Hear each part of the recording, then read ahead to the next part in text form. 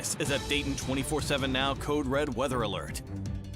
We're continuing our Code Red weather alert tonight as wind chills dip below zero. We want to give you a live look right now from our Eco Plumber Skycam, a frigid day around the Miami Valley. So let's send things straight over to meteorologist Tim Boyd. Now, Tim, are these temperatures supposed to warm up anytime soon? No, unfortunately, at least we will be hanging out below that freezing mark for the next week. The next time we're forecasted to jump above 32 is a week from today. So highs remaining in the teens and 20s this week. We'll jump up into the upper 20s on Thursday before we fall right back down into the teens again.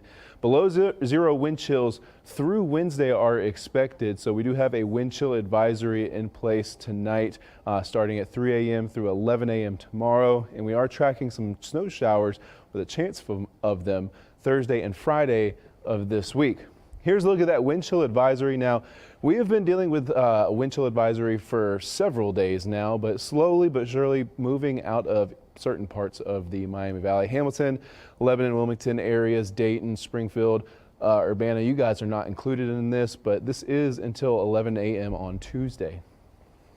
And significant damage reported at Premier Health's Miami Valley Hospital after a water break. Now, the water break originated from the handler on the roof around 11 o'clock yesterday. Premier Health says the break did not impact any patients or hospital operations. Crews worked through the night and brought in outside company to get it fixed. Premier Health told us earlier today they will not be commenting further on the incident. And with this colder weather, you or your loved ones might be feeling under the weather. That's why Lydia Bice spoke with a physician today who provided some tips on staying healthy during these extreme temperatures. Lydia.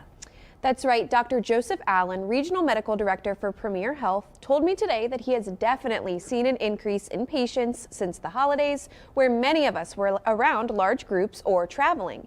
Now, the extreme temperatures do not help with that increase in sick people, but if you've had a hard time telling the difference between COVID and flu symptoms, I asked Dr. Allen the best ways to differentiate between the two. Generally speaking, the flu, we think of more GI. That's a little more common with it. Doesn't mean it can't happen with COVID. We know that was one of the variants years ago, was certainly GI heavy for COVID, but now it's a little less so, more of an upper respiratory type infection. Today, I also asked Dr. Allen why it seems like we all get sick more often in the wintertime. Generally, the reason we pass on viruses so much at this time of year is because it is cold outside and we go inside and there's a bunch of people in a closed environment and we tend to share things with them. Dr. Allen also said to make sure that you're bundled up in these freezing temps, and if you aren't dressed appropriately, get inside as quickly as you can to where it's heated. He also says that if you are under the weather and can't tell if you have the flu or COVID, your primary care physician should have tests for both. Back to you. National Museum of the U.S. Air Force is temporarily closed tonight due to a water supply issue. A spokesperson for the museum said 1,000 visitors were evacuated.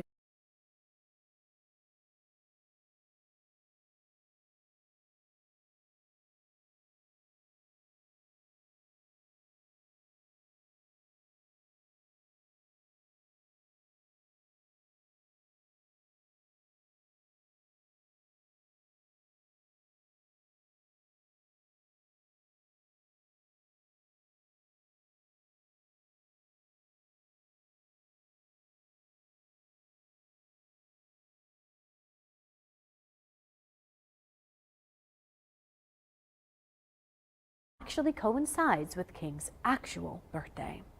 And communities across the nation, including here in the Miami Valley, celebrated Martin Luther King Jr. today with events ranging from luncheons to parades. This morning, Dayton residents gathered in the single-digit temperatures to march from the 1300 block of West 3rd Street to Sinclair Community College. Lydia Bice took a closer look at what other festivities took place in our area and shares more about the meaning behind this special day. Communities across the Miami Valley held festivities for Martin Luther King Jr. Day on Monday, despite the freezing temperatures outside.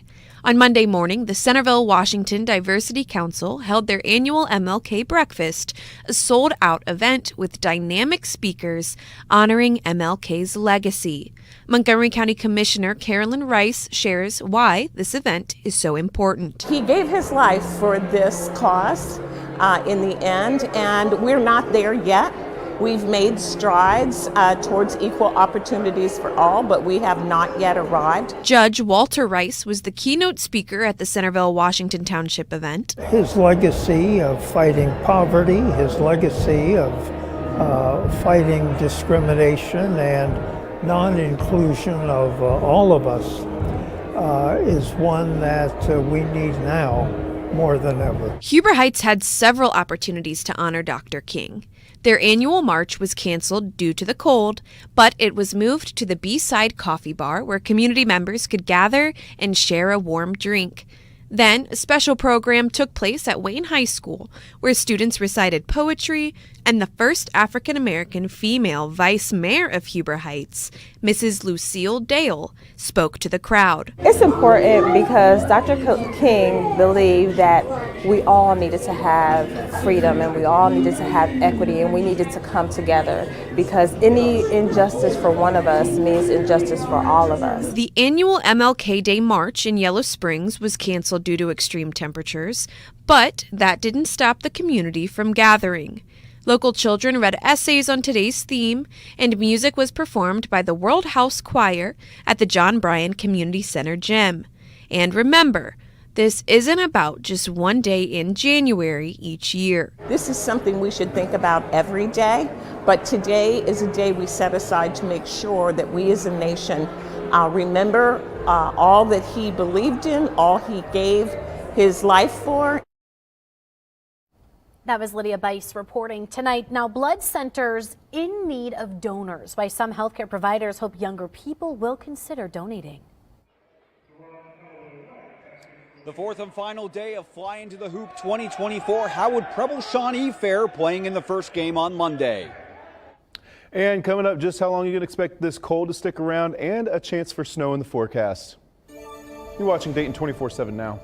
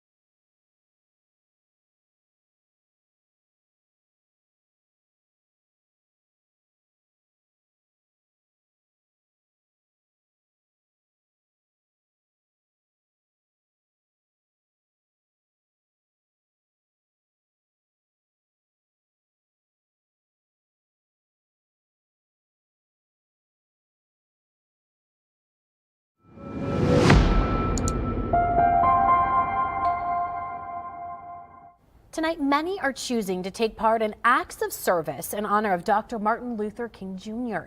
As medical reporter Liz Bonus explains, one activity that healthcare providers are hoping especially young people will consider is donating blood. Those tracking our blood supply say the number of people who donate blood has dropped 40% in the past 2 decades, and in younger people, those numbers even worse. In fact, a new survey on blood collection from the Department of Health and Human Services shows between 2019 and 2021, blood donations in people ages 16 to 18 dropped by 60%. Well, nobody is quite sure why. When I joined Dr. David O for his podcast recently called In the Know with Dr. O, we did talk about this. The younger generation is so much more about giving and community service and stuff. We have not seen them yet come out in big numbers that we were hoping for. But he says blood drives, such as this one at Ohio's National Underground Railroad Freedom Center, can help change that. Those who give say they feel a sense of community and that they are part of something bigger. Now, if you want to donate blood, head to donortime.com to schedule an appointment with the Community Blood Center. There, you can also find all the requirements needed to donate. Alrighty, now a live look from our Dayton Skycam, Eco Plumber Skycam right there, showing some cloud cover out there, but clear nonetheless and very cold. Temperatures right now right around 11 degrees, but it feels like 5 degrees warmer actually now than we were this time yesterday though. Wind chills across the region, 0 in Dayton and Springfield, up in Troy, Wapakoneta. Feels like -1 as you head out towards Salina. Clouds across the area broke apart a little bit right before sunset, starting to fill back into the area. We have a winter storm off to our south, dumping lots of snow and ice across areas that are not really used to it. Southern Arkansas, Tennessee, northern parts of Alabama, Mississippi, and even down towards the Gulf Coast and Louisiana, getting lots of freezing rain down there. So dangerous conditions, but here's the clouds moving in here. We could see a few of these snow showers tonight, very light, not expecting anything significant from this. You can see right around 3 to 4 in the morning, just a quick wave moving through, and then it exits the region by the time we arrive at 7 a.m. tomorrow. Clouds will start to break apart throughout the day. Looking for a partly cloudy sky, a little bit of sunshine possible before we head to sundown. Now going into your day on Wednesday, winds pick back up again. Wednesday morning is going to be quite chilly. We'll have temperatures feel like they're in the around -10 area, and a 7 a.m. clear sky, staying nice through most of the day. Looks like we could have some cloud cover move in as we head towards sundown though on Wednesday. Hourly forecast for the area tomorrow, again staying in the teens. Clouds in the morning, slowly clearing as we head through the rest of the day. A little breezy though, winds around 10 to 15 miles per hour. Here's that 7-day forecast. Mostly sunny on Wednesday. Again, Wednesday looking like the really nice day out of the week. Temperatures slowly climbing as well. You can see by Thursday, we're looking at temperatures in the upper 20s. Thursday and Friday, watching 2 weak waves that'll head into the area, bring us the chance for some snow showers. Not expecting a winter storm or anything potent, but definitely going to see some accumulating snowfall potentials with these systems, so we'll keep monitoring that for you. Now as we head towards the weekend, for now, looks like we have partly cloudy to mostly sunny skies. Temperatures in the teens on Saturday, 20s on Sunday, and as we head towards the start of your work week next week, it looks like we finally start to approach the above freezing mark around 34 by next Monday. Right now, we are in a deep freeze, and your home is at risk from this extremely cold weather. Megan Mangello shows us the 2 biggest concerns for homeowners and how to prevent them. Water pipes like these lining the basement ceiling can and will freeze. Get a little bit of drip, just a little bit of water flowing through there. That'll keep your pipes from freezing completely. Garrett Gerard of Gerard Heating and Air says pipes bursting is the biggest problem when temps dip below 0. One tip is to buy a frost-proof outdoor spigot like this one. If you don't have it, if you see this kind of angled looking spigot coming out of your house, you really need to make sure that you turn off the water. There's usually an interior valve you can shut off. The one for this spigot is right here. So just make sure you shut those valves off, especially if you don't have a frost-proof spigot. The second biggest problem is when your furnace goes out and you're left in the cold. The easiest way to prevent that is to change your air filter. If there's any sort of a restriction preventing that air from flowing through the furnace and cooling it down, it's going to overheat. So if you've got a clogged filter, that's going to cause that restriction, and it's going to cause your furnace to overheat, especially in temperature extremes like these. These are a few easy tips to make sure the extreme cold doesn't take hold in your home. And again, here are a few more tips to keep your house warm. Make sure the thermostat is around 68 degrees. Cover or seal up the windows leaking cold air, and change the direction of your ceiling fan. If the fans run clockwise, it'll pull heat off the floor. The 2024 edition of Flying to the Hoop closes tonight at Kettering's Trent Arena. So we want to send things out to Matt Digby, who's been following the showcase for us all weekend long. Matt, it's hard to believe another year is already coming to an end.